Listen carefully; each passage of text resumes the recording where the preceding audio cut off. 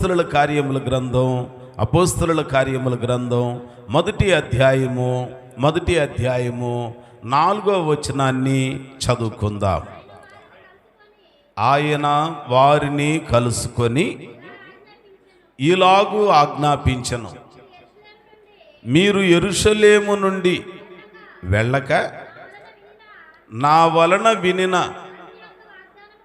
తండ్రి యొక్క వాగ్దానము కొరకు కనిపెట్టుడి. చాలు. అట్లాగనే 13వ వచనం కూడా జ్ఞాపకం చేసుకుందాం. వారు పట్టణములో ప్రవేశించి తాము బస చేయుచుండిన మేడగదిలోనికి ఎక్కిపోయిరి. చాలు. చిన్న ప్రార్థన చేసుకుందాం. ప్రభువా, నీకు వందనాలయ్యా. మరి దినాన మీ పిల్లలమైన మేము మీ సన్నిధిలోనికి వచ్చాం. మీ మాటలు ఆలకించడానికి సిద్ధపడి ఉన్నాం. దయచేసి మీ స్వరం వినిపించండి. మీ మాట వినగల చెవిని గ్రహించే మనస్సును దయచేయండి. మాకు అవసరమైన మాటలను ఇచ్చి బలపరచమని, కనికరించమని యేసు నామమున ప్రార్థన చేయించున్నాను తండ్రి. ఆమేన్. హల్లెలూయా, హల్లెలూయా. దేవుని వాక్యములో ఈ పగటికాల సమయంలో కొద్ది మాటలు మనం జ్ఞాపకం చేసుకుందాం. ఈ అపోస్తలుల కార్యముల గ్రంథంలో మనం జ్ఞాపకం చేసుకుంటే చదవబడిన 4వ వచనమును గురించి మనం అర్థం చేసుకుంటే, ఆయన వారిని కలుసుకొని ఈలాగున ఆజ్ఞాపించెను. ఎవరిని కలుసుకొని ఆజ్ఞాపించారనంటే, పునరుద్ధానుడైన యేసుక్రీస్తు వారు తన శిష్యులను కలుసుకొని తన శిష్యులతోటి ఈ మాటలు చెప్తున్నాడు, ఆజ్ఞాపిస్తున్నాడు. ఏమని ఆజ్ఞాపిస్తున్నాడనంటే, ఇదిగో మీరు ఏ మేడగదిలోనైతే సంభక్తారాధన పాటించారో, ఏ మేడగదిలోనైతే నేను మీకు అప్పగించబడబో ముందు రాత్రి ఆ రొట్టె ద్రాక్షరసాన్ని, నా శరీరాన్ని, నా రక్తాన్ని మీకు అందించానో, అదే మేడగదిలో మీరు నిలకడగా నిలిచి ఉండండి. ఎందుకు? తండ్రి యొక్క వాగ్దానం మీరు పొందుకొనులాగున ఆ మేడగదిలో మీరు నిలుచొని ఉండండి. యెరూషలేములో ఉండండి. యెరూషలేములో ఉన్న మేడగదిలో నిలిచి ఉండండి. నిలిచి ఉండాలి. ఇంకొకటి ఏం చేయాలనంటే, వాగ్దానము కొరకు కనిపెట్టాలంట. వాగ్దానం కొరకు కనిపెట్టాలి. ఒకటి నిలిచి ఉండాలి, రెండవది కనిపెట్టాలి. వాగ్దానం కొరకు కనిపెట్టాలి. ఏం వాగ్దానం చేశాడు యేసయ్య? ఇదిగో నేను తండ్రి యొద్దకు వెళ్ళిపోవచ్చున్నాను, నేను మిమ్మల్ని అనాదరణగా విడవను. ఏమిస్తాను మరి మీకు తోడు అనంటే, ఆదరణకర్తను మీ యొద్దకు పంపిస్తా, పరిశుద్ధాత్మను మీ యొద్దకు పంపిస్తా. ఆ పరిశుద్ధాత్మ వచ్చి మిమ్మల్ని సర్వసత్యములోనికి నడిపిస్తాడు. పరమునకు చేరటానికి హితబోధ ఆయన మీకు చేస్తారు. కాబట్టి ఇప్పుడు ఆ వాగ్దానం చేయబడిన పరిశుద్ధాత్మ కొరకు యెరూషలేములో మేడగదిలో నిలిచి ఉండి కనిపెట్టి ప్రార్థన చేయండి, కనిపెట్టి ప్రార్థన చేయండి అంటున్నాడంట. అంటే ఈ మేడగది దేనికి మనం జ్ఞాపకం చేసుకోవచ్చు అనంటే, సంఘానికి జ్ఞాపకం చేసుకోవచ్చు. వాళ్ళకేమో పరిశుద్ధాత్మను వాగ్దానం చేశాడు, మనకేమో పరలోక రాజ్యాన్ని వాగ్దానం చేశాడు. ఎందుకు ఈ భక్తి, ఎందుకు ఈ ప్రార్థన? ఎండైనా వానైనా ఆదివారం వస్తే దేవుని సన్నిధిలోనికి వచ్చి ఎందుకు కూర్చుంటున్నాం? ప్రభు పాదాల దగ్గర ఎందుకు ఉంటున్నాం? అనేక మంది ఇబ్బంది పెట్టినా, అనేక మంది సంతోష పెట్టినా, అనేక రీతులుగా మనల్ని బాధ పెట్టినా, ఎందుకు ఆయన సన్నిధిలోనికి వచ్చి మనం కూర్చుంటున్నాం అనంటే, ఈ లోకాన్ని విడిచిన తర్వాత పరలోక రాజ్యంలో మన ఆత్మకు చోటు కలగటానికని మనం కనిపెడుతున్నాము. ఆ కనిపెట్టే వాగ్దానం, పరలోక రాజ్యంలో మనం చేరాలి అనంటే మనం మేడగదిలో అనగా సంఘంలో, సహవాసంలో నిలకడగా నిలిచి ఉండాలి. ఈ సంఘం అనే మేడగదిలో ఆయన శరీరం దొరుకుతుంది, ఆయన రక్తం దొరుకుతుంది. ఈ సంఘం అనే మేడగదిలో ఆయనను అనుసరించేవారు ఉంటారు, ఆయనతో కలిసిన వారు ఉంటారు, యేసు అనుచరులుగా ఉండేవాళ్ళు ఉంటారు, యేసయ్య అడుగు జాడలలో నడిచేవాళ్ళు ఉంటారు. దయచేసి గమనించండి. ఈ పగటికాల సమయంలో ప్రభు పాద సన్నిధిలోనికి చేరిన నీవు నేను నిలిచి ఉంటున్నామా? సంఘంలోనికి చాలామంది వస్తున్నాం కానీ సంఘంలో నిలవట్లా. ఇంకొంతమంది మనుషులు వస్తున్నాం కానీ వాళ్ళ మనుషులు సంఘాలలో నిలవట్లా, దేవునిలో నిలవట్లా, దేవుని సన్నిధిలో ఉండట్లా. మనుషులు ఇక్కడే ఉంటాం, కానీ మనసు ఎక్కడెక్కడో తిరుగుతూ ఉంటుందంట. అయితే వాక్యం అనే మాట, మీకు వాగ్దానం కావాలనంటే, వాగ్దానాన్ని స్వతంత్రించుకోవాలనంటే ప్రమాణం చేశాడు దేవుడు. ఆ ప్రమాణంలో ఉన్న ప్రతిఫలాన్ని మనం పొందుకొని అనుభవించాలనంటే మనమంట నిలిచి ఉండాలి. రెండవది, దానికోసం కనిపెట్టేవారిగా, ఎదురు చూచేవారిగా ఉండాలి. ఆ మేడగదిలో మనం నిలిచి ఉండాలి. ఆ మేడగది సంఘానికి సాదృశ్యంగా ఉన్నది. ఇప్పుడు సంఘంలోనికి మనం వచ్చి పాపాలు ఒప్పుకొని విడిచిపెట్టి పాపక్షమాపణ నిమిత్తం బాప్తిస్మమును పొంది అందులో నిలకడగా నిలిచేవారిగా ఉండాలి. ఇంకెవరైనా మారు మనసు పొందనోళ్ళు ఉంటే త్వరగా మారు మనసు పొందాలి. మారు మనసు పొంది బాప్తిస్మం పొందిన వాళ్ళు ఉంటే త్వరగా బాప్తిసానికి సిద్ధము కావాలి. బాప్తిసాన్ని పొందిన మనం ఏం చేయాలనంటే అటు ఇటు చెదిరిపోకూడదట. సంఘంలో నిలకడగా నిలిచి ఉండాలి. మేడగదిలో నిలకడగా నిలిచి ఉండాలి. ఆ మేడగదిలో నిలకడగా నిలిచి ఉంటే కలిగే లాభాలు ఏంటో తెలుసా? పరిశుద్ధ గ్రంథంలో మనం జ్ఞాపకం చేసుకుంటేనండి, రాసుల రెండవ గ్రంథము 4వ అధ్యాయము 20వ వచనాన్ని ఒకసారి జ్ఞాపకం చేసుకుందాం. 20వ వచనం. తీసుకొని పోయెను,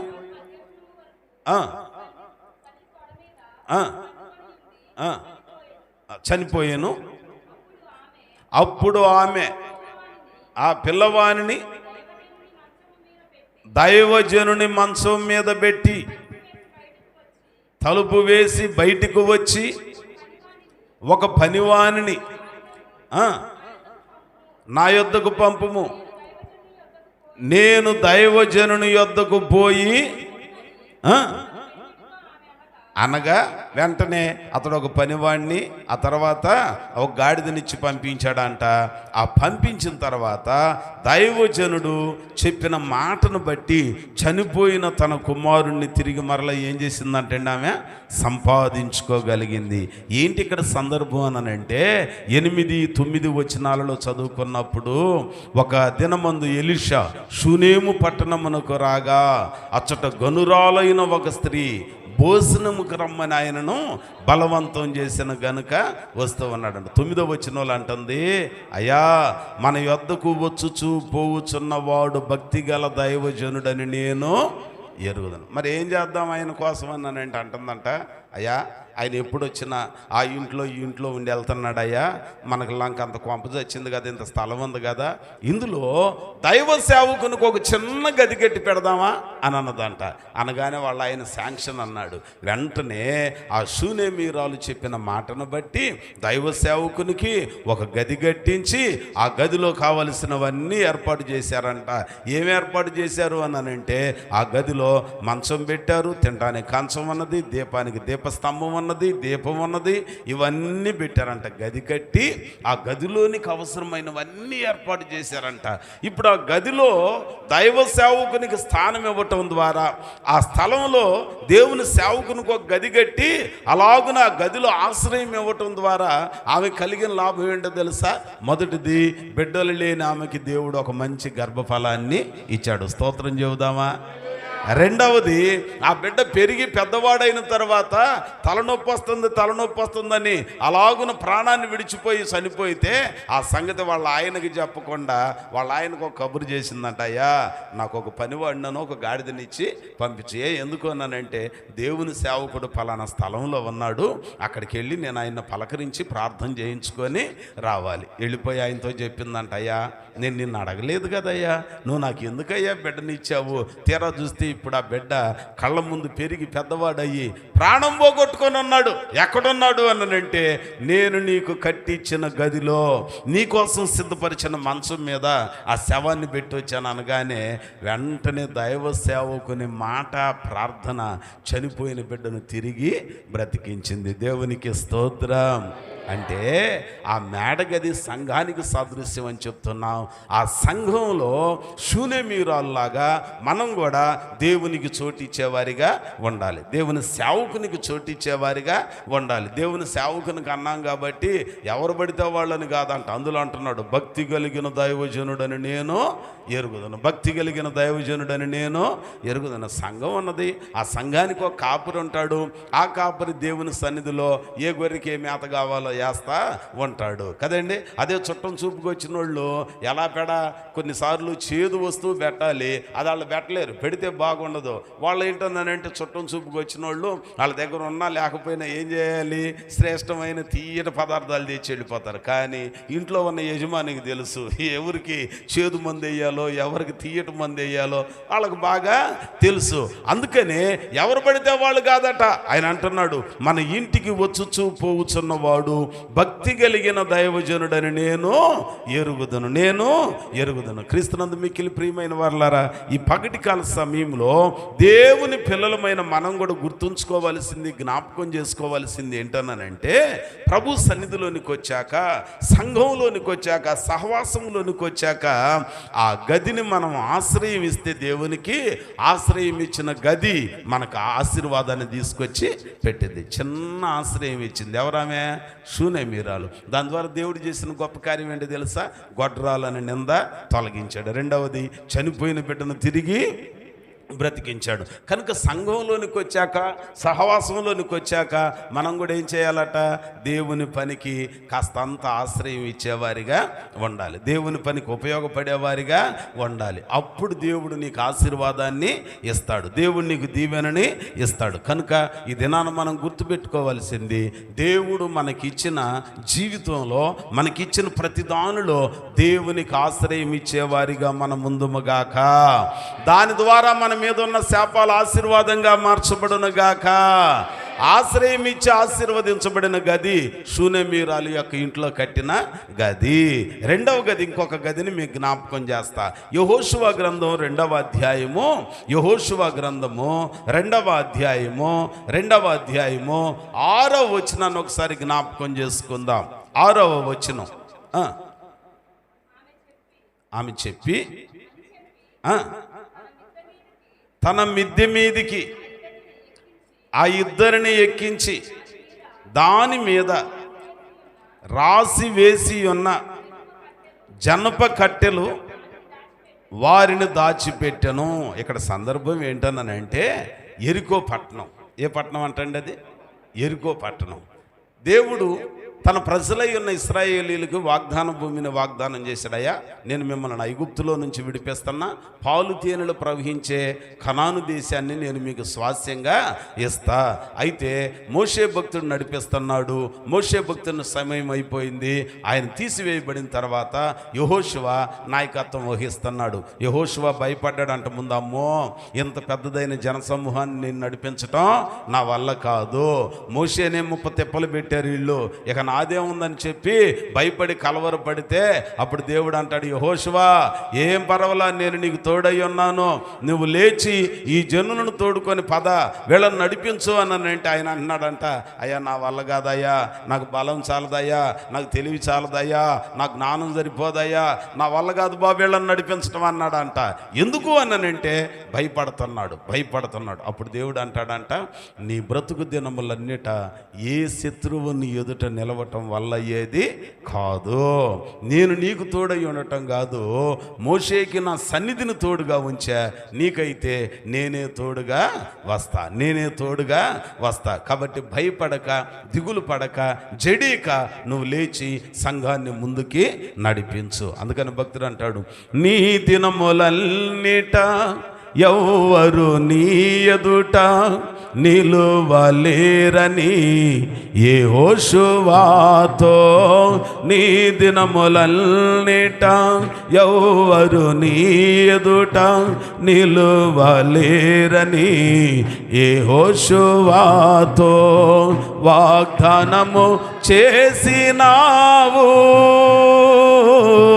వాగ్దాన భూమిలో చేర్చినావు, వాగ్దానము చేర్చినావు, వాగ్దాన భూమిలో చేర్చినావు సర్వోన్నతుడా, నీవే నాకు ఆశ్రయ దుర్గము. ఎవరు లేరు నాకు ఇలలో, ఎవరు లేరు నాకు ఇలలో, ఆదరణ నీవేగా, ఆనందము నీవేగా. దైవజనుడు భయపడుతున్నాడంట. అయ్యో వీళ్ళని నడిపించడం నా వల్ల కాదు, నా శక్తి చాలదని భయపడుతుంటే దేవుడు అంటున్నాడు, ఏం పర్వాలేదు, నేను నీకు తోడుగా వస్తా. నా సన్నిధిని మోషేకు తోడుగా పంపించా, అయితే నువ్వు భయపడుతున్నావు గనుక నేనే నీకు తోడుగా వస్తా. నీ ప్రక్కన నేనుంటా, నువ్వు వెళ్ళే ప్రతి స్థలంలో నీతోనే ఉంటా, నీకు తోడుగా నేనే వస్తా. ఏ శత్రువు నీ ఎదుట నిలవటం జరిగేది కాదయ్యా అని చెప్పి ఆయనతో మాట్లాడితే ఇక ముందుకు నడిపిస్తున్నాడంట. పట్టణాలను దాటుకుంటా వస్తున్నారు. ఇరుకు పట్టణం దగ్గరికి వచ్చాక అక్కడ వేగులు వారిని పంపించాడంట. ఇప్పుడు మనం తర్వాత ఆ పట్టణాన్ని జయించి ఆ పట్టణాన్ని మనం స్వాధీనం చేసుకొని తదుపరి ఇంకొక పట్టణాన్ని మనం స్వాధీనం చేసుకోవాలి. ఇప్పుడు ఆ పట్టణం మీదకి మనం యుద్ధానికి వెళ్ళాలని అంటే ఎరికో పట్టణం యొక్క బలం ఎంత, దాని బలగం ఎంత, దాని లోపలికి వెళ్ళటానికి ఎన్ని దారులు ఉన్నాయి, మళ్ళీ బయటికి రావడానికి ఎన్ని దారులు ఉన్నాయి, వాళ్ళల్లో జనసంఖ్య ఎంత ఉంది, మన బలం సరిపోద్దా, ఏ పనిలో వాళ్ళు ఆరితేరిన వాళ్ళు, విల్లెక్కు పెట్టి కొట్టడంలోనా, కత్తి విసరటంలోనా, ఈటెలు విసరటంలోనా, దేనిలో వాళ్ళకి నిపుణత ఉన్నదో ఒక్కసారి గూఢాచారి వర్గాన్ని పంపించాడంట. మీరు వెళ్ళి చూసిరండి అబ్బాయి అని చెప్పి ఇశ్రాయేలీయులలో ఇద్దరిని పంపించాడంట. వాళ్ళట ఎరుకో పట్టణంలోనికి వచ్చారు. చీకటి పడేటప్పుడు వచ్చారట. ఆ పట్టణం అంతా తిరుగుతున్నారు, ద్వారాలు చూశారు. అంతా తిరిగి సాయంత్రం పూట చీకటి పడే ముందు ఒక హోటల్ కనపడింది. ఇది మనం గనక ప్రక్కూరు వెళితే హోటల్ రూములు తీసుకుంటామే, లాడ్జ్ రూములు తీసుకుంటామే, అట్లాగే అక్కడికి వెళితే అక్కడ భోజనం దొరుకుతుంది, విశ్రమించడానికి విశ్రాంతి గదులు కూడా దొరుకుతున్నాయి. పూటకోళ్ళవాని లాగా అక్కడ రాహోబన వేశ్య అక్కడ ఆ రూములు అద్దెకిస్తూ భోజనం పెడుతూ జీవనాన్ని కొనసాగిస్తుంది.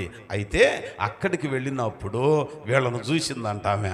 చూచి మొత్తానికి వీళ్ళు నా దగ్గర బస్ చేయటానికి వచ్చారు, మాకు ఒక రూమ్ వీళ్ళకి దొరికిపోతుంది, నాకు కూడా ₹1 వచ్చింది అనుకుంటుంది. తీరా కాసేపటికి ఏం చేశారనంటే ఆ ఎరుకో పట్టణంలో ఉన్న రాజుకు తెలిసిందంట, మన రాజ్యంలో ఎవరో చొరబాటుదారులు ఇద్దరు వచ్చారు, వాళ్ళు మొత్తానికి మనకి చెందిన వాళ్ళు కాదు, ఎవరో వచ్చారు, పరాయి వాళ్ళు మన రాజ్యంలోనికి వచ్చారు, పరాయి వాళ్ళు మన దేశంలో చొరబడ్డారు, కాబట్టి వాళ్ళు ఎవరో మీరు హఠాత్తుగా పట్టుకొని నా దగ్గరికి తీసుకురండి అని హుకుం జారీ చేశాడంట రాజుగారు. వెంటనే ఏం చేశారనంటే అక్కడ ఉన్న వాళ్ళందరూ వెతుకుతున్నారు, అంగుళం గాలిస్తున్నారు, ఇల్లు సోదా చేస్తున్నారు. ఇప్పుడు కనుక ఎలక్షన్ టైం కనుక మా కారు వచ్చేటప్పుడు చెక్ చేస్తారు, వెళ్ళేటప్పుడు చెక్ చేస్తారు. వాళ్ళకి అవకాశం ఉండి అనుమానం వస్తే మొత్తం 4 చోట్ల చెక్ చేస్తారు. గుడివాడ అవుట్కట్స్లో, ఉయ్యూరు ఎంట్రన్స్లో, తర్వాత విజయవాడలో, ఆ తర్వాత అదేది మన విజయవాడ అవుట్కట్స్ ఉంది కదా అక్కడ చెక్ చేస్తున్నారు కదండి.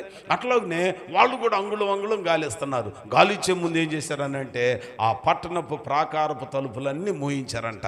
ఎవడు లోపలికి వెళ్ళటానికి వీల్లేదు, బయట వాళ్ళు లోపలికి రావటానికి వీల్లేదు, వాళ్ళు తప్పించుకొని పోవటానికి వీల్లేదు, ఎవరో దొరికిపోతాడు ఇక జల్లెడు పడుతున్నారంట.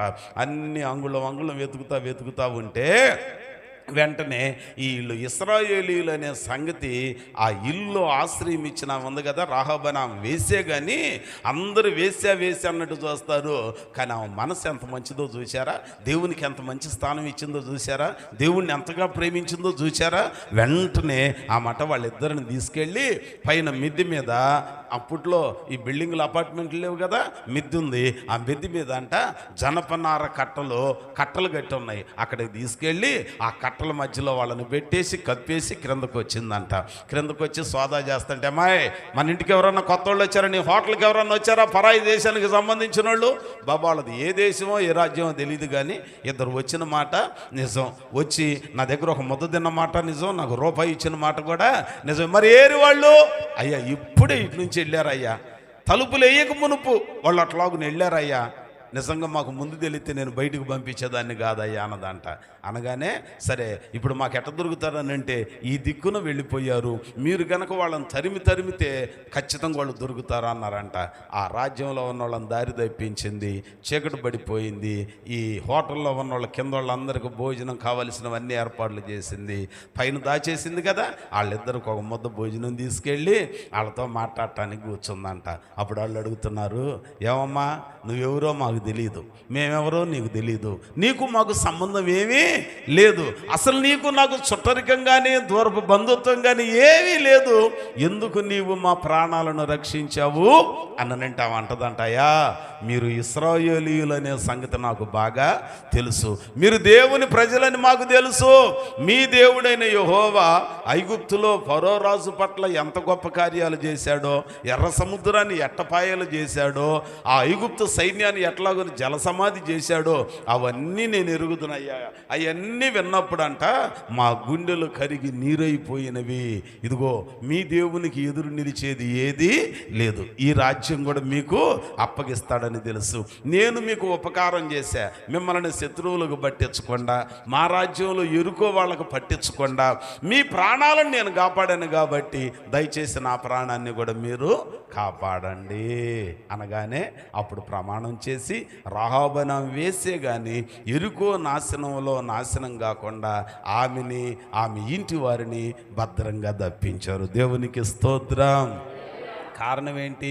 తన మిద్దె మీద వాళ్ళకి ఆశ్రయము ఇచ్చింది, ఆ ఇంటిలో వాళ్ళకి ఆశ్రయము ఇచ్చింది. మరి పగటికాల సమయంలో సంఘం అనే గదిలోనికి వచ్చిన తర్వాత, మారు మనసు పొందిన తర్వాత, బాప్తిస్మం పొందిన తర్వాత మనం కూడా ఏం చేయాలట? దేవుని పిల్లలను భద్రంగా దాచాలే లేకపోతే అప్పగించాలే? చెప్పండి. దాచాలా అప్పచెప్పాలే? దాచాలే అప్పచెప్పాలే? అప్పచెప్పకూడదంట. యోధా ఇస్కరియోతు ఏం చేశాడు? యేసుని తుచ్చమైన వెండి నాణ్యాల కోసం అప్పగించాడు. అప్పగించేమయ్యాడు? ఉరి పోసుకొని తలకిందులుగా పడి పేగులు బయటపడి మరీ చనిపోయాడంట. అప్పగించడానికి కాదు, దాయాలి. యోనా అనే ఆయన ఉన్నాడు, యెహోవా ఆజ్ఞలకు వ్యతిరేకంగా ప్రయాణం చేస్తున్నాడు, కానీ ఒక పెద్ద చేపకి, ఒక పెద్ద తిమింగలానికి యెహోవా ఆజ్ఞాపించాడు, ఇదిగో నా సేవకుడిని నీవు కడుపులో భద్రంగా దాచిపెట్టు. తిని జీర్ణం చేసుకుంటావేమో, నల్లిం చేసినట్టుగా నలిపేసేస్తామే, జాగ్రత్త. ఏం చేయాలో మరి అంటే నువ్వు భద్రంగా కాపాడు. ఎన్ని రోజులో? నేను చెప్పేదాకా కాపాడు. ఇక చూడండి, ఆ ఉపవాసం మనమైతే ఫిక్స్ అవుతాం. 3 రోజులు, శనివారం ఒక రోజు, లేకపోతే శుక్రవారం ఒక పూట, లేకపోతే 20 రోజులు, 21 రోజులు, 40 రోజులు. కానీ అక్కడ చెప్పలా. నువ్వు మింగేసేయి, 3 దినాల వరకు కాపాడని అన్నాడా? మింగమన్నాడు, కానీ ఎన్ని రోజులో చెప్పలా. అమాంతంగా దేవుని మాటకి విధేయురాలయ్యి ఆ పెద్ద తిమింగలం వెళ్ళి యోనా అనే సేవకుడిని మింగి ఎక్కడ పెట్టుకున్నది? తన కడుపులో పెట్టుకుంది. ఇప్పుడు ఎవరన్నా మనకు ఒక ఏదన్నా చిన్న రేగుబండు లాంటిది పిల్లోడి దగ్గర నుంచి తీసుకొని, రే నువ్వు దాన్ని తినొద్దు, 1 గంట సేపు భద్రంగా ఉంచనంటే ఏం చేస్తాం? నోట్లో అట్టి పెట్టాలి. లేదు, ఒక రోజు అట్టి పెట్టమన్నాడు అనుకో, పళ్ళు కదిపితే ఏమైద్ది? అది చెప్పండి, ఏమైద్ది? నలిగిపోతే మళ్ళీ పిల్లోడు అడిగితే ఇస్తామా? అంతకన్నా మంచిది ఇచ్చిన అంటాడు, నాకు అదే కావాలి, నాకే కావాలని అంటాడు. అందుకని ఇప్పుడు ఏం చేయాలి? అది నోట్లో పెట్టుకుంటే నవలకొండ అట్టాగునే భద్రంగా కాపాడాలి. అవునా కాదా? మరి ఇప్పుడు ఈయన కూడా నవలకుండా, మెత్తగా స్వర్ణం చేయకుండా, తిని అరాయించుకోకుండా, చెక్కు చెదరకుండా 3 రాత్రులు 3 పగళ్ళు ఏం చేసిందనంటండి తన కడుపులో. అంటే ఏం దెబ్బకి దానికి ఎన్ని రోజులు ఉపవాసం చెప్పరేంటండి? మీరు ఒక్కరోజు చేయటానికి నానా తిప్పలు పడిపోతున్నా. ఏమండి, 3 రోజులంట. దేవుడు చెప్పాడు, అతడు నా సేవకుడు, నువ్వు భద్రంగా కాపాడన్నాడంట. యెహోవా ఆ పెద్ద మత్స్యమునకు ఆజ్ఞ ఇవ్వగా యోనాను మృంగివేసిన ఆ యోనాను నమలలేదంట, చంపలేదట. ఏం చేసిందనంటే 3 దినాల తర్వాత నినివే ఒడ్డున కక్కివేసింది. నినివే ఒడ్డున అంటే కడుపులో భద్రంగా దాచిపెట్టుకుంది. ఇక్కడ ఏం వేసే కానీ దేవుని సేవకుని భద్రంగా ఆశ్రయం ఇచ్చింది గనుక, దాచిపెట్టింది గనుక దేవుడు ఆమెకి ఎంత ధన్యత ఇచ్చాడో తెలుసా? దాచడం ద్వారా ఆమెకి ఇచ్చిన ధన్యత ఎరుకో నాశనం కాకుండా తప్పించాడు. మనం కూడా దేవుని పనిని, దేవుని పిల్లలని మనం దాచేవారిగా ఉండాలి. అప్పుడప్పుడు ఏం చేస్తారో తెలుసండి, కొంతమంది ప్రార్థనలు కదా అని ఏదన్నా కుటుంబ విషయాలు చెప్పారనుకోండి, ఇష్టమైనప్పుడు భద్రంగా దాచిపెడతారాక నీ ప్రాణానికి నా ప్రాణం చెబితే ఒట్టెట్టు అని అంటారు. తేడా వచ్చింది ఎవరికా నిన్నగాక మనం నువ్వే గిట్ట చేసి నీ నోటితో నువ్వే చెప్పావుగా అని అన్నావనంటే నువ్వెవరివే? దేవుని ఆజ్ఞకు లోబడిన తిమింగలనివి కాదు, భక్షించే తిమింగలనివి. దేవునికి స్తోత్రం. ఆ గొప్ప మత్స్యము యెహోవా ఆజ్ఞకి లోబడింది. ఏమి కూడా వేసే కానీ దేవుని సేవకులను పట్టించలా, దేవుని సేవకుల ప్రాణాలను తీయలా, దేవుని సేవకులని అలాగున శత్రువులకు అప్పగించకుండా వాళ్ళను దాచిపెట్టింది. దాచిపెట్టడం ద్వారా ఇంటిల్లపాది ప్రభు యొక్క క్షేమాన్ని పొందుకున్నారంట. కూర్చున్న మనం కూడా దేవుని మాటలను ఏం చేయాలి? సంఘం అనే గదిలోనికి వచ్చాక దేవుని మాటలను మన హృదయాలలో ఏం చేయాలట? దాచిపెట్టాలి. ఎవరు అట్లాగున దాచిపెట్టుకున్నారు? లూకాసు వార్తలో చూస్తే 2వ అధ్యాయములో, లూకాసు వార్త 2వ అధ్యాయము 19వ వచనం, 18, 19 వచనాలలో చూస్తే గొర్రెల కాపర్లాట మరియ దగ్గరికి వచ్చి శిశువైన యేసుని, తల్లి అయిన మరియని చూచి జరిగిన సంగతులన్నీ వాళ్ళకి చెప్పారంట. ఏం సంగతులు అయ్యి? దావీదు పట్టణమందు నేడు రక్షకుడు మీ కొరకు పుట్టి ఉన్నాడు. ఎవరు చెప్పారు? గొర్రెల కాపరులకి ఎవరు చెప్పారు? చెప్పండి, ఎవరు చెప్పారు? అరే ఏంటి మీరు మర్చిపోయారు అప్పుడే క్రిస్మస్ సంగతి? ఎవరు చెప్పారట? దేవదూత. ఎక్కడ చెప్పింది? పొలములో మందలు గారుసుకొని చుండగా దేవదూత, గనుడు గాబ్రియేలు దూత ఎక్కడికి వచ్చిందంట? మంద కాపర్ల దగ్గరికి వచ్చింది. వచ్చి చెప్తుందయ్యా మీరు భయపడొద్దు, నేను దెయ్యాన్ని కాదు, భూతాన్ని కాదు. అవునా బాబు, మరి మీరెవరు? ఇదిగో నేను పరము నుంచి దిగి వచ్చా. ఎందుకు వచ్చావు అని అంటే, లోకంలో ఉన్న సకల జనులకు సువార్తను అందించడానికి నేను వచ్చా. ఏంటది అనంటే, లోకరక్షకుడు మీ కొరకు పుట్టి ఉన్నాడు. ఎక్కడున్నాడు? ఫలానా స్థలంలో ఉన్నారు. ఆ చెప్పిన దూత అలాగున పరమునికి వెళ్ళిపోయిందంట. ఈ గొర్రెల కాపర్లాట ఈ మాటలను గురించి అందాక వెళ్ళి చూద్దామని ఒకరితో ఒకరు చెప్పుకొని త్వరపడుచు అక్కడ దాకా వచ్చారంట. బెత్లెహేము దాకా వచ్చి ఆ మరియమ్మను చూచారు, యేసయ్యను చూచారు. చూచిన తర్వాత మాకు దేవదూత చెప్పిందమ్మా, జరిగిన సంగతి ఇదమ్మా, పొలంలో మంటలు వేసుకొని మందలను కాసుకుంటుంటే దేవదూత రాత్రిపూట చెప్పిందని అంటే, జరిగిన ఈ సంగతులన్నీ వాళ్ళకు చెప్పుచుండగా 2వ అధ్యాయం లూకాసు వార్త 19వ వచనం చూడండి. 19వ వచనం, అయితే మరి ఆ మాటలు అన్నీ తన హృదయములో తలపోసుకొనుచు. చూసారా, కొంతమంది తలపోసుకుంటారు కానీ భద్రం చేసుకోరు. ఎవరైనా గుర్తు చేస్తే జ్ఞాపకానికి వస్తాయి, మళ్ళీ హృదయంలో ఉంచుకుంటామా?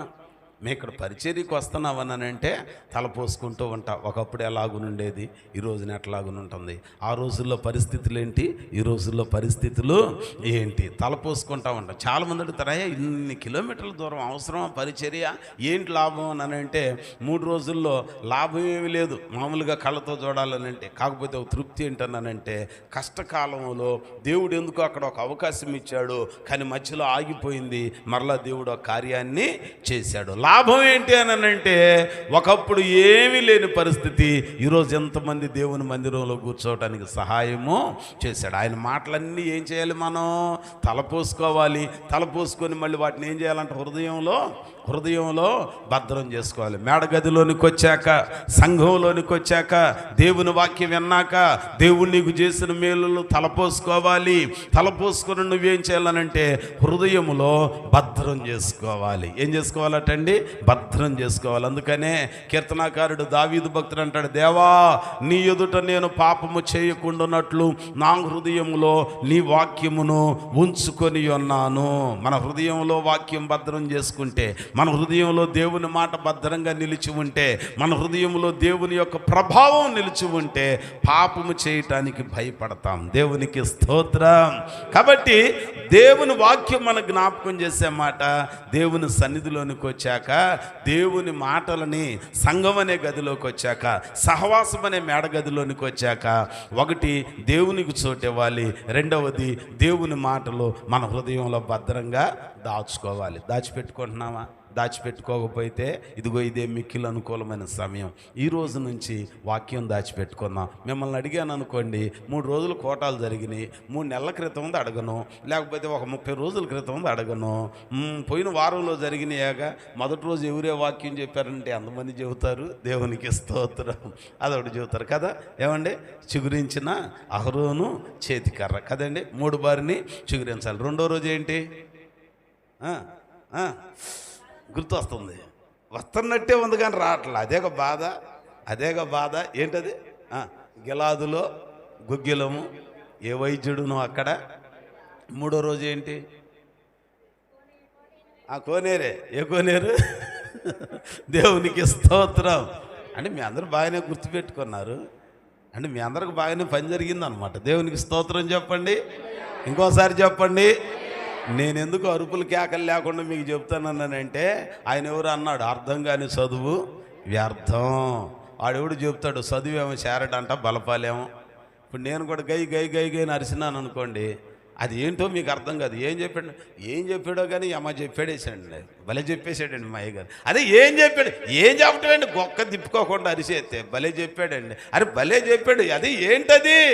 ఏదో కానీ మొత్తానికి బాగానే చెప్పాడు. అదినా మనం చెప్పే మాటలు ఇట్ట ఉంటాయి. కాదు, వాక్యం చెప్పే మాట, దేవుని వాక్యాన్ని సంఘం అనే గదిలోనికి వచ్చాక, సహవాసంలోనికి వచ్చాక ఆ మాటలు మన హృదయంలో భద్రం చేసుకోవాలి. వాటిని ఏం చేయాలట?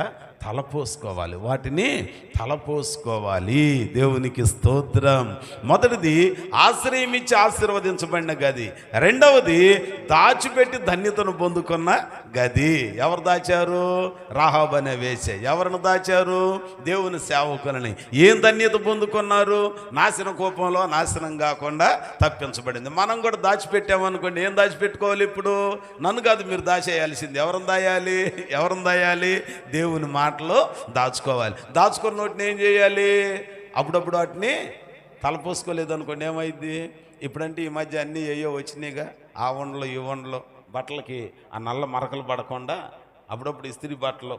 కొంతమంది అయితే అబ్బో 4 రోజుల దాకా తీయరు. ఇంకొంతమంది అయితే ఈ ఎండల్లో పెళ్ళిళ్ళ కాలంలో కట్టుకుంటారు, మళ్ళీ వచ్చే సంవత్సరం ఎండాకాలం పెళ్ళికే తీస్తారు. ఆ చీర, ఆ ప్యాంటు షర్టు తీసేసరికి ఆ తెల్ల బట్టల మీద నల్ల చుక్కలు కనపడతా ఉంటాయి. అయ్యో దోమలు ఏయో ఉంటాయి కదండి, ఆ చిమ్మెట్లో కొన్ని అయితే కొట్టేస్తాయి, ఇంకొన్ని అయితే ట్రంక్ పెట్టిలో పెట్టిన మాయదారు చించులకు లోపలికి వెళ్ళి కొట్టేస్తాయండి. వాటికి ఏంటో అంత ఆనందం తెలియదు. దేవునికి స్తోత్రం.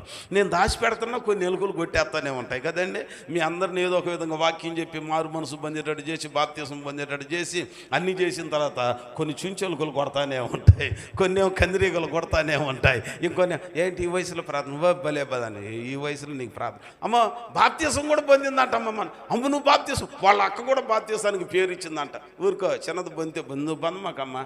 అమ్మ గుడివాడ ఆయన మాయ మాటలు పడుతున్నారంటే, ఈ వయసులో బాప్తిసం ఏంటమ్మా మీకు? ఊరుక, ఇప్పుడప్పుడే కాదు. మరి ఎప్పుడు తీసుకోవాలంటే అన్నానంటే, ఇప్పుడప్పుడే కాదమ్మా, పెళ్ళయ్యి పేరెంట్ అయ్యి పిల్లలు కానీ అన్నీ అయిపోయిన తర్వాత, అన్నీ అయిపోయినాక అప్పుడు బంధాలంటే ఎటువంటి చెబుతూ ఉంటారు కొంతమంది కదండి. నేనేమో భద్రంగా వారానికి ఒకసారి వచ్చి ఆ దుడ్లో నుంచి అటు దూకుతుంటే దాని 2 కళ్ళు మళ్ళీ లోపలేసి దూకూడదు జాగ్రత్త, అవతలకి వెళితే ప్రమాదం, కాళ్ళు ఎరగొడతారు. ఆదివారం కోసేసి కేజీలు అమ్మి నాశనం చేసేస్తారు, జాగ్రత్త. నేను మలేసి వెళ్ళిపోతా. మళ్ళీ ఆదివారం వచ్చేసరికి కాళ్ళు బయట పెట్టుకొని మెడకాయ బయటికి పెట్టే గొర్రెలు ఉన్నాయి కొన్ని కదండి. ఎటువంటి పాదిరికి ఎన్ని తిప్పలేండి. వీటన్నిటిని సరి చేయాలి, అది చేయాలి, ఇది చేయాలి. ఒక్కొక్కళ్ళకి పేరు చెప్పకపోతే బాధ, ఒక్కొక్కరు తెచ్చిన కాఫీ దాక్కపోతే బాధ, ఇంకొకరు తెచ్చిన టీ దాక్కపోతే బాధ, టీతో పాటుగా రసన తెస్తారు, రసన దాక్కపోతే బాధ, ఇంకొకడు పొట్లకాయ అప్పుడే తెస్తాడు, కోడిగుడ్లు కూర అప్పుడే తెస్తాడు. తినకపోతే అట్ట, తింటే నేనేమవుతా, తినకపోతే వాళ్ళు ఏమవుతారు. ఎన్ని తిప్పలు ఉంటాయండి. స్తోత్రం చెప్పరే మీరు? అది మీ ఆత్రం మీదే. పాస్టర్ గారు ఆ రాము తెచ్చిందే తాగుతాడండి, మనం తెచ్చింది తాగడండి. ఆనంద్ పాస్టర్ గారు తెచ్చినయే తాగుతాడు, ఇంకెవరు తెచ్చింది తాగడానంటే అది కొద్ది గ్యాప్ ఇవ్వాలిగా, కొద్ది గ్యాప్ ఇవ్వాలిగా. అబ్బాయి పుట్టాడు, నువ్వు కోటేశ్వరుడివి, ఈరోజే బిర్యానీ వండి పెడతావా వాడికి? అరే వాడు పుట్టి 3 రోజులే, వాడికి పెడతావా? పెడితే వాడు ఉంటాడా? వాడిని పెట్లే పెట్టాలి. దేవునికి స్తోత్రం, హల్లెలూయా. అందుకనే దేవుని సన్నిధిలో మనం ఏం చేయాలనంటే దేవుని మాటలను మన హృదయంలో దాచుకోవాలి, భద్రం చేసుకోవాలి. భద్రం చేసుకున్న మనమంట వాటిని తలపోసుకోవాలి, వాటిని తలపోసుకోవాలి. నేను వస్తూ తలపోసుకుంటున్నా. ఈ 3 రోజుల కోటాల్లో ఎవరు పని చేశారో, ఎవరు కాఫీలు తెచ్చారో, ఎవరు టీలు ఇచ్చారో ఒకటి కొదువైపోయింది. మొత్తానికి మన అమ్మాయి సుజాత ఆ రోజు అన్న ఇంటికి వచ్చి కాఫీ తాగి వెళుదురనంటే, అమ్మ వస్తున్నా మైకి పెట్టి వస్తున్నా, గుండె జారిపోయింది. అమ్మో అంత ఆప్యాయంగా అనురాగంగా వచ్చి పిలిచింది. అందరు తెచ్చి నీ దాగి ఇంటికి వెళ్ళలేకపోయానే, 3 రోజుల్లో వెళ్ళలేకపోయా. నా బాధ నాది. ఇంటికి వెళ్ళేసరికి తెల్లారుజాము 4. సరే ఏమైనా కానీ ఈరోజు వెళదాం అనుకుంటే ఎక్కడికి వచ్చేసరికి ఏదో ఒకటి ఆలస్యం అయిపోతుంది, వెళ్ళిపోతుంది. కొదవ ఇంకొంతమంది బెల్లపన్నం పంపించారు, కొంతమంది గారెలు పంపించారు, కొంతమంది పోళ్ళు అయ్యి గందరగోళం. మొత్తానికి ఇవన్నీ ఆశీర్వాదమే. కానీ ఒక కాపరిగా, ఒక సేవకునిగా నేను మీలో ఉన్న చిన్నోడిని చూసుకోవాలి, పెద్దోడిని చూసుకోవాలి, మధ్యలో ఉన్నోడిని చూసుకోవాలి. ఎవరిని మినహాయించడానికి, ఎవరిని విడిచిపెట్టడానికి వీలు లేదు. ఒకవేళ అలాగుని విడిచిపెడితే నేను పాదిరినేమో కానీ యేసుక్రీస్తు మనసు కలిగిన వాడిని కాదు. దేవునికి స్తోత్రం చెప్పండి, ఇంకోసారి చెప్పండి. దేవుని సన్నిధిలో దేవుడు చేసిన మేలులు జ్ఞాపకానికి తెచ్చుకోవాలి. వాటిని హృదయంలో భద్రం చేసుకొని తలపోసుకుంటూ ఉండాలి, జ్ఞాపకానికి తెచ్చుకోవాలి. కనుక దేవుడు మనకు మేలు చేయాలనంటే, వాగ్దానాన్ని మనం స్వతంత్రించుకోవాలనంటే, మొదటిది ఆశ్రయం ఇచ్చి ఆశీర్వదించబడిన గది, రెండవది దాచి ధన్యతను పొందుకున్న గది. ఇంకొక గదిని గురించి మీకు జ్ఞాపకం చేసి నేను ప్రార్థన చేస్తాను. చూడండి, అపోస్తలుల కార్యముల గ్రంథము 2వ అధ్యాయము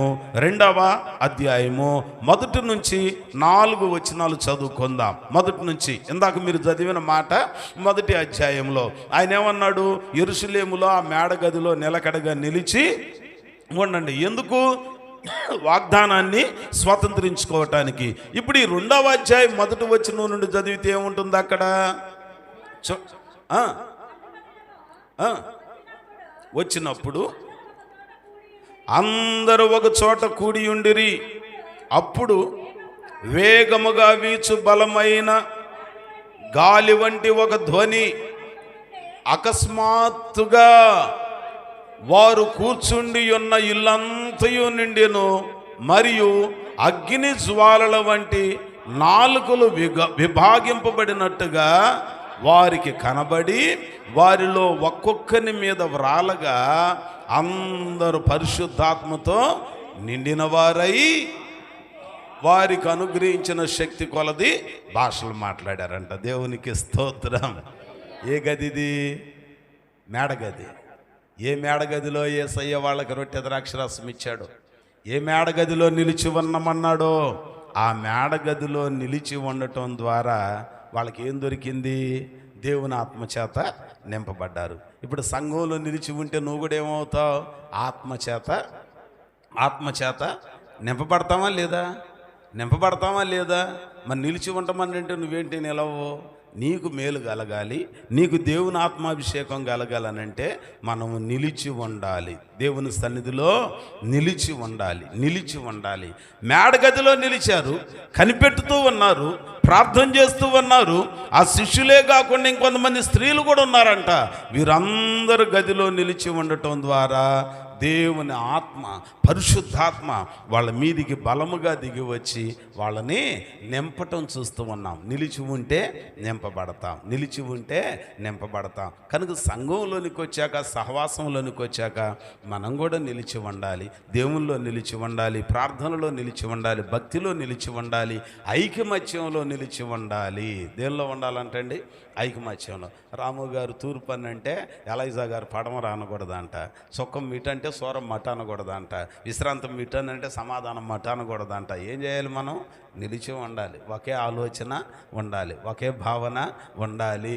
ఏదైనా ఒక పని చేస్తున్నాం, ఒక ఆలోచనకు వచ్చామనంటే మొదటిగా ప్రార్థన చేయాలి, రెండవది దేవుని చిత్తానికి లోబడాలి, మూడవది దైవ సేవకుడు ఒక మాట చెప్పినప్పుడు అది దేవుని మాట కనుక దానికి విధేయులు కావాలి. అప్పుడు దేవుడు ఏం చేస్తాడు? మీకు మేలు చేస్తాడు. ఇన్ని తెప్పలు పడితే ఆ ముగ్గురు సేవకులు వెళ్ళి వాళ్ళ సంఘాలలో శుక్రవారం, శనివారం, ఆదివారం ఈరోజు ఇక అదరగొట్టేస్తున్నారు. అమ్మో, ముత్యాల్లో ఉన్న పిల్లలు మా కడుపు చెక్కలయ్యేటట్టుగా ఆతిథ్యం చేశారు. ఎంత ప్రేమ కలిగిన వాళ్ళు, ఎంత ఆప్యాయత కలిగిన వాళ్ళు. ఏం కావాలండి? ఎన్ని కోట్లు ఇస్తే వచ్చిద్దండి? అంతేగాని రాగానే వచ్చావా, చెప్పు వాక్యం, చెప్పావా, ఇంకెళ్ళిరా, టాటా, సియో, బై బై అని అనకూడదంట. దేవునికి స్తోత్రం చెప్పండి. ప్రేమ, ప్రేమ, దేవుని ప్రేమను మనం కలిగిన వారిగా అబ్రహాం బలవంతం చేశాడంట, ఎదురెళ్ళిపోయి. అవునా కాదా? అవునా కాదా? మరి అట్లాగనే మనోహ దంపతులు కూడా, అయ్యా నేను నీకు బిడ్డనిస్తావా, నీకు సంసోను అని పేరు పెడతావని వెళ్ళిపోతుంటే, అయ్యా బలవంతం చేస్తున్నాడు. నేను ఇచ్చే ఆతిథ్యం స్వీకరించి, వద్దా టైం అయిపోతుంది వెళ్తా, కాదు బాబా నా మాట నా ఆతిథ్యం స్వీకరించి వీళ్ళు. దేవుని ప్రేమ మనలో ఉండాలి. అందుకని భక్తుడు అంటాడు, నీ ప్రేమ రుచించిన నాడే నన్ను నేను మరచితినయ్యా, నీ ప్రేమ రుచించిన నాడే నన్ను నేను మరచితినయ్యా, నీ ప్రేమధికమయా నాపై, నీ ప్రేమధికమయా. ప్రేమా ప్రేమా ప్రేమా ప్రియుడవు నీవే, ఆనందమానందమే ఆనందమానందమే. గదిలో నిలిచి ఉండాలి. చూసారా? నిలిచి ఉంటే ఏం జరుగుతుంది? ఆత్మచేత నింపబడ్డారు. చివరిగా చూస్తూ ఉన్నాం. మొదటిది ఆశ్రయం ఇచ్చి ఆశీర్వదించబడిన గది. రెండవది ఏ గది? రెండవ గది అండి, దేవుని పిల్లలను దాచిపెట్టి ధన్యతను పొందుకున్న గది, రాహాబు అనే స్త్రీ గది కదండి. మూడవది ఆ గదిలో నిలిచి ఆత్మచేత నింపబడ్డ గది. తర్వాత నాలుగవది ఒక్క మాట చదవండి, 9వ అధ్యాయం అపోస్తలుల కార్యముల గ్రంథంలో జ్ఞాపకం చేసుకుంటే 9వ అధ్యాయము 37 నుంచి 40 వచనాలు చూస్తే ఇక్కడ తబిత, ద్వారకా అనే ఒక ఆమె ఉన్నది. ఆమె ఎవరు అనంటే సంఘంలో మంచి యాక్టివ్ రోల్ ప్రదర్శించే అమ్మాయి. ఆమె ఆ ప్రొఫెషన్ ఏంటి అనంటే చేతి అల్లకంతో, కొన్ని అల్లకంతో వస్త్రాలను తయారు చేసిద్దంట.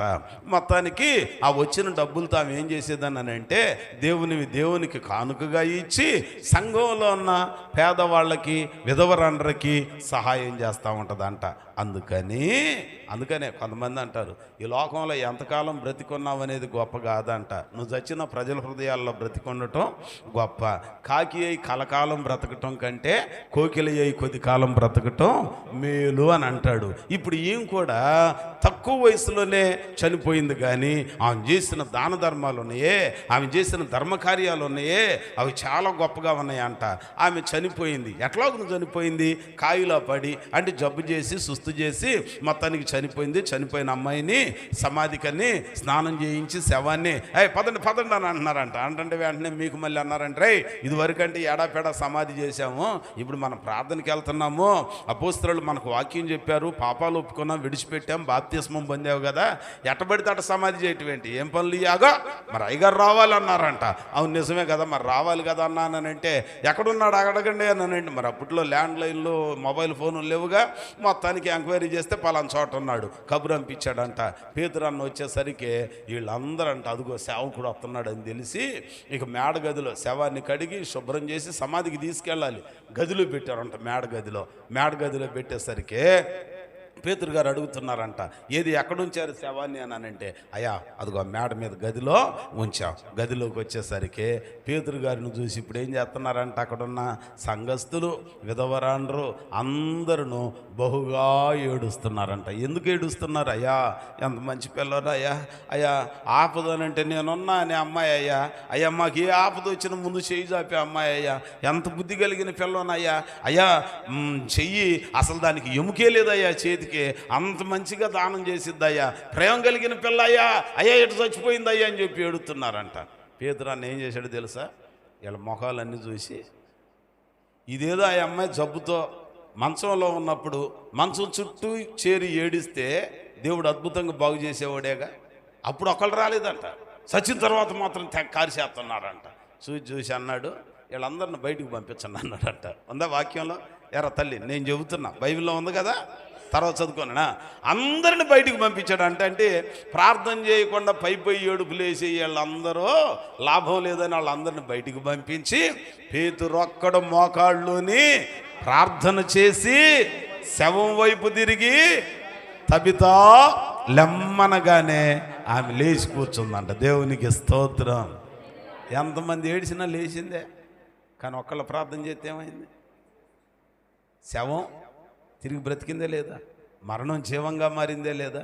అందుకని ఎవరికన్నా ఏదన్నా జరిగితే మనం అయ్యి చెప్పి ఏడవటం కన్నా చావుకు మునిపే ఆ మంచం చుట్టూ చేరి, మంచంలో ఉన్న వాళ్ళ కోసం గుళ్ళో చేరి అందరం చుట్టూ కూర్చొని ప్రార్థన చేస్తే దేవుడు అద్భుతం చేస్తాడు. స్తోత్రం చెప్పండి, ఇంకోసారి చెప్పండి.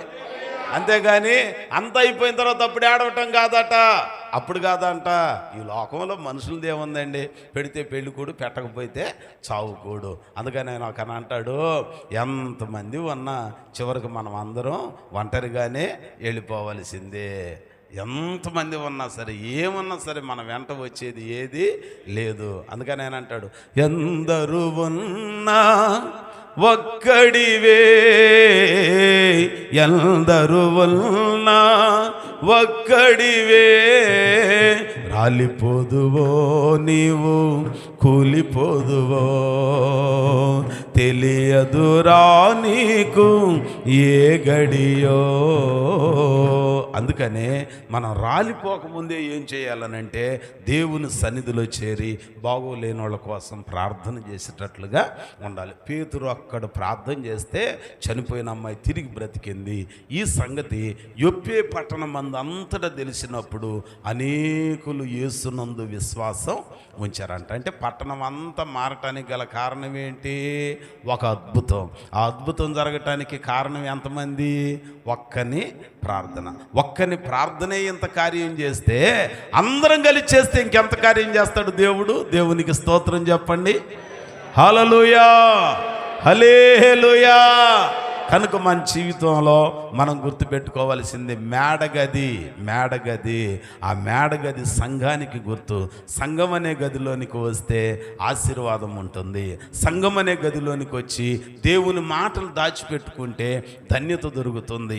సంఘం అనే గదిలోనికి వచ్చి నిలిచి ఉంటే దేవుని ఆత్మచేత నింపబడతాం. సంఘం అనే గదిలోనికి వచ్చి ప్రార్థన చేస్తే నిర్జీవమైనవన్నీ సజీవంగా మార్చబడతాయి. కనుక మనం అందరం గుర్తుపెట్టుకోవాల్సింది ఏంటనంటే, ఈరోజు వాగ్దానాన్ని స్వతంత్రించుకోవాలనంటే మనం కూడా గదిలోనికి రావాలి. వచ్చిన మనం గదిలో నిలకడగా నిలిచి ఉండాలి. దేవుని పనికి ఉపయోగపడాలి, దేవుని సేవకి ఉపయోగపడాలి. ఆ ద్వారకానే మాట సంఘానికి ఉపయోగపడింది, సంఘంలో ఉన్న వాళ్ళకు ఉపయోగపడింది. మరి మనం ఏమన్నా ఉపయోగపడుతున్నామా? దేవుని పనికి ఉపయోగపడుతున్నామా? కాస్త ప్రార్థన చేయటానికి కూర్చుంటున్నామా? పరిచర్య చేయటానికి కూర్చుంటున్నామా? ఏమండి జాగ్రత్త, ఉచిత సలహాలు కాదంట. దేవుని పనికి ఉపయోగపడేవారిగా ఉండాలి, పనికి ఉపయోగపడేవారిగా ఉండాలి. పనికి ఉపయోగపడితే దేవుడు మేలు చేస్తాడు, దేవుడు దీవెన ఇస్తాడు. ఈర్ష్య ఉంటుంది, చాలామంది తట్టుకోలేని పరిస్థితులు ఉంటాయి. అయినా అవన్నీ మనకు తెలిసిన క్రీస్తు యేసును కలిగిన మనసు మనం కలిగిన వారిగా ఉండాలి. అప్పుడు దేవుడు మనకు తోడై ఉండి అంతకంతకు వర్ధిల్లేటట్లుగా సహాయము చేస్తాడు. నేను మీకు ఎందుకు జ్ఞాపకం చేస్తున్నానంటే, మొదటి రోజు కూడికలో మన వాళ్ళకి అందరికి పనులు ఉన్నాయి, వాళ్ళ పనుల్లో వాళ్ళు ఉన్నారు, ఎవ్వరు లేరు. అవి తీసుకొచ్చి పెట్టాలి. వీరపాలన్నకు ఆరోగ్యం బాగుండలా, అప్పటిదాకా పగలేదు. అంబేద్కర్ గారి కార్యక్రమంలో పిల్లలందరూ కష్టపడ్డారు, చేశారు. చివరికి అట్లాగూ నిల్చొని దేవ సహాయం చేస్తూ ఉంటే కొంతమంది పిల్లలు ఉన్నారు, 2-3. మేము నాకున్న అలవాటు ఈ రోజుకి నేను దగ్గరుండి ఏ పనైనా చేస్తాను. మైకులు పెడతా, చాపలేస్తా తీస్తా మళ్ళీ ఆ టయానికి వచ్చి వాక్యం చెబుతా. దేవునికి స్తోత్రం, హల్లెలూయా. ఎందుకు మీ ముందు చేశానంటే మీరు కూడా గదిలో నిలిచి ఉంటే ఆ లక్షణాలు అలవాటు చేసుకోవాలి. దేవుని పనికి సహకరించాలి, దేవుని పనికి ఉపయోగపడేటట్టుగా ఉండాలి. అప్పుడు దేవుడు మనకి వాగ్దానంతో కూడిన ప్రతిఫలాన్ని ఇస్తాడు. అంచేత కూర్చున్న మనమందరం ఆ రీతిగా గదిలో నిలిచి ఆశీర్వాదాన్ని పొందుకోవటానికి ప్రభు మాటలు మనకు సహాయం చేయునుగాక. దేవుడి మాటలు మన వినికిల్లో ఫలింప చేయునుగాక. అందరం కూడా ప్రార్థనలో ఏకీభవించుదాం, ప్రార్థన చేసుకుందాం. హృదయపూర్వకంగా ప్రభు సన్నిధిలోనికి వచ్చిన మనం ఓ చిన్న ప్రార్థన చేసుకుందాం. ప్రభువా, మా జీవితాలను ఉద్ధరించి చక్కపరిచే దేవుడవయ్యా, మా బ్రతుకులో ఈ పరిస్థితులు ఉన్నాయి, దయతో జ్ఞాపకం చేసుకోనండి, మేలు చేయండి, నిండు దీవెన దయచేయండి అయ్యా అని ప్రభువుని అడుగుదాం, కోరుకుందాం. ఓ చిన్న ప్రార్థన చేసుకుందాం, అందరం ప్రార్థనలో ఏకీభవించుదాం. స్తోత్రం, స్తోత్రం. గొప్ప దేవుడా నీకు వందనాలు, జీవాధిపతి మీకు స్తోత్రములనైనా, మీకే స్తుతులు చెల్లిస్తూ ఉన్నాం, మీ నామమును గణపరుస్తూ ఉన్నాం. దేవా మీకు వందనాలు, దేవా మీకు స్తోత్రములనైనా, స్తోత్రములు ప్రభువా. ప్రార్థన చేసుకుందాం, అందరం ప్రార్థనలో ఏకీభవించుదాం. ప్రార్థన. స్తోత్రం, స్తోత్రం, స్తోత్రం. మహాపరిశుద్ధుడా, ప్రేమ స్వరూపి, జీవాధిపతి, జీవము కలిగిన మా యేసయ్య, ప్రేమ కలిగిన తండ్రి, మీ ఘనమైన పరిశుద్ధ పాదములకు స్తుతి స్తోత్రములు వందనాలు చెల్లిస్తున్నాము తండ్రి. నాయనా, ఈ రీతిగా ప్రభా, నాయనా మీ సేవకులున్న తండ్రి, నాయనా మా మధ్యలోనికి నడిపించి ప్రభా, నాయనా వారిని మీ సిలువ చాటును మరుగుపరుచుకొని ప్రభా, వారి నోటి ద్వారా నా తండ్రి మీ మాటలను ఉంచినందుకు మీకు వందనాలు చెల్లిస్తూ ఉంటున్నాం అయా. అలాగునైనా తండ్రి, మీరు ఇచ్చినటువంటి మాటలకు లోబడి మీ వాక్యము